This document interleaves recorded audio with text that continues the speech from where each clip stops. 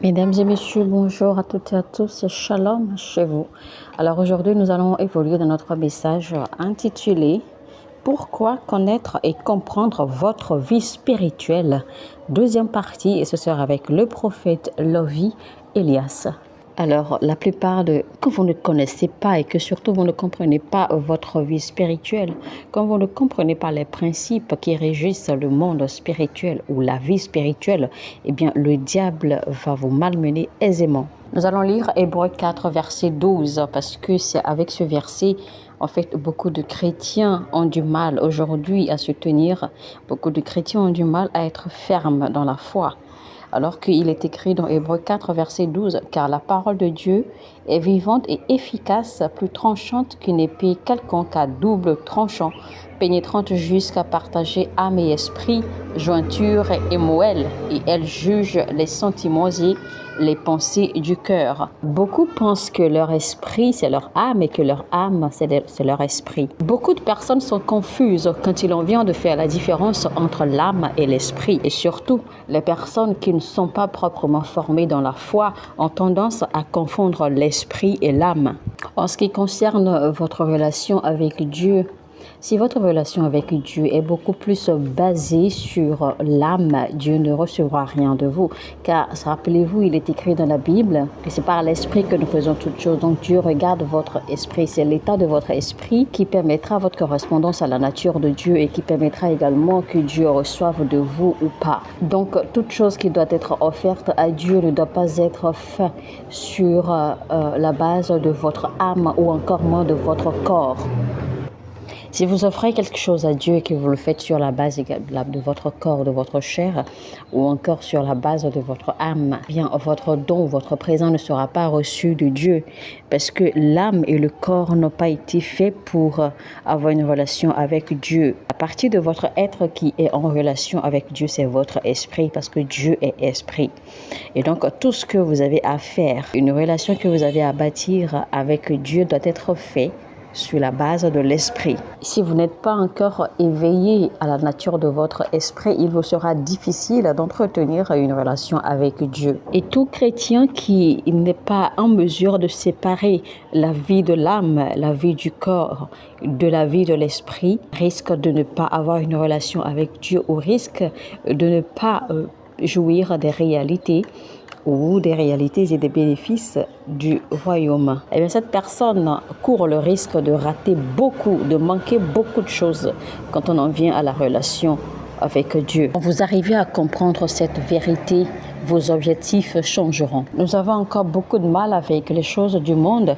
Nous avons encore beaucoup de mal avec les choses de la chair. Beaucoup de mal avec les réalités du corps et les exigences de la chair.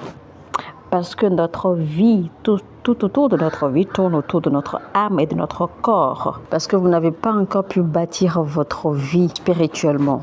Alors quand nous disons de vivre en esprit ou d'avoir un style de vie spirituel, nous ne sommes pas en train de dire en fait qu'il faut toujours naviguer dans le règne spirituel, non. Parce qu'il faut savoir que même le diable fonctionne dans le règne spirituel. Et les agents du diable opèrent dans le règne spirituel. Il est écrit dans le livre de Jean au chapitre 4, verset 24.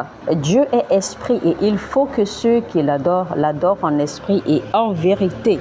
Vous voyez donc que même vos adorations ne seront pas reçues de Dieu si elles sont faites dans la chair ou si elles sont faites ou si elles sont offertes à travers votre âme et non votre esprit. Ce qui veut dire que tout ce que vous faites doit être fait en esprit, car la Bible déclare Dieu est à la recherche de personnes ou de gens qui seront en mesure de l'adorer en esprit et en vérité. Vous entendez souvent les gens dire, voici, moi je suis adorateur, je suis chantre, je suis ceci, je suis cela. Mais la vérité est que vous ne pouvez même pas être chantre de l'Éternel si vous n'avez pas un style de vie spirituel. Vous ne pouvez pas prétendre être adorateur et vous n'êtes pas spirituel.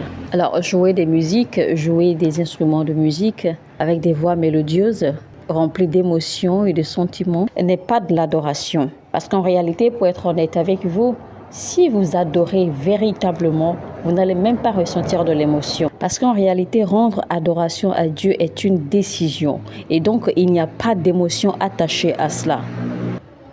Voici une preuve palpable d'adoration sincère. Nous allons utiliser le cas de Job. Rappelez-vous qu'en une journée, Job avait perdu tout ce qu'il avait jamais possédé. Il avait perdu toutes ses ressources, il a perdu ses enfants. Toute sa richesse était complètement détruite en un seul jour. Et pire, Job était malade. Il souffrait dans l'esprit, dans l'âme et dans la peau. Mais voici qu'au milieu de cette souffrance, Job eut encore la force de se mettre sur ses genoux, d'élever ses deux bras et de dire « Seigneur, nu je suis venu, nu je repartirai. » Ensuite, il dit que le nom de l'Éternel soit loué. À aucun moment, Job ne s'est plaint. À aucun moment, Job n'a questionné Dieu. À aucun moment, Job n'a demandé à Dieu pourquoi cela lui arrivait. À aucun moment, Job n'a mis en cause le silence de Dieu. Mais il a plutôt retourné toute la gloire à Dieu parce qu'il savait pertinemment que tout venait de Dieu et que si tout partait, il pourrait encore récupérer ce qu'il a perdu. Mais alors la Bible nous fait comprendre clairement que Job a rendu grâce à Dieu. Job a glorifié Dieu. La Bible n'a pas dit que Job s'est mis à prier. La Bible a dit que Job avait glorifié Dieu. Même dans son affliction, il avait glorifié Dieu. Et ça, c'était un acte d'adoration sincère. On regardait de plus près. L'adoration ou le type d'adoration dont la Bible nous parle est totalement différent du type d'adoration que les gens offrent à Dieu ou que les gens prétendent offrir à Dieu aujourd'hui. En temps normal, dans tout lieu où les adorations s'élèvent, la guérison doit s'opérer, les miracles doivent s'opérer, les délivrances doivent s'opérer. Si vous lisez bien votre Bible, vous allez vous rendre compte que chaque fois que l'adoration était levée du milieu d'un peuple, ou chaque fois que l'adoration était présentée à Dieu dans le temple, eh bien l'atmosphère changeait toujours. Il y avait une transformation qui se voyait clairement dans l'atmosphère. Les gens étaient guéris sous cette atmosphère. Les gens étaient délivrés sous cette atmosphère. Il y avait des transformations qui s'opéraient dans la vie des gens. C'est ainsi parce que l'adoration doit être purement spirituelle. Rendre grâce à Dieu ou l'adoration n'a rien à voir avec vos sentiments et vos émotions. En fait, la meilleure adoration que vous puissiez offrir à Dieu, c'est celle que vous lui offrez au milieu des problèmes. C'est celle que vous lui présentez au milieu des crises. C'est celle que lui présentez au milieu de mauvaises circonstances dans votre vie.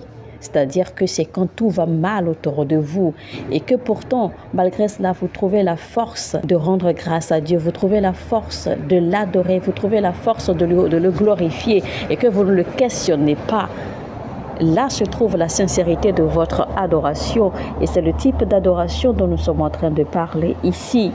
Pas cette adoration qui est liée à vos sentiments, à ce que vous ressentez, à vos ressentiments, à vos émotions, à vos douleurs, à vos peines, etc. Non. Mais il s'agit plutôt d'une adoration qui vienne du tréfonds de votre cœur, qui vienne de la profondeur de votre esprit et qui met toute circonstance, tout problème, toute douleur et peine de côté pour se focaliser sur Dieu. Parce que ce genre d'adoration, naturellement, sépare votre âme de votre corps et seul l'esprit entre en connexion avec l'esprit de Dieu. C'est pour cela que nous disons que les émotions ne doivent pas être attachées à cela, ni les sentiments, ni les circonstances, les peines, les douleurs.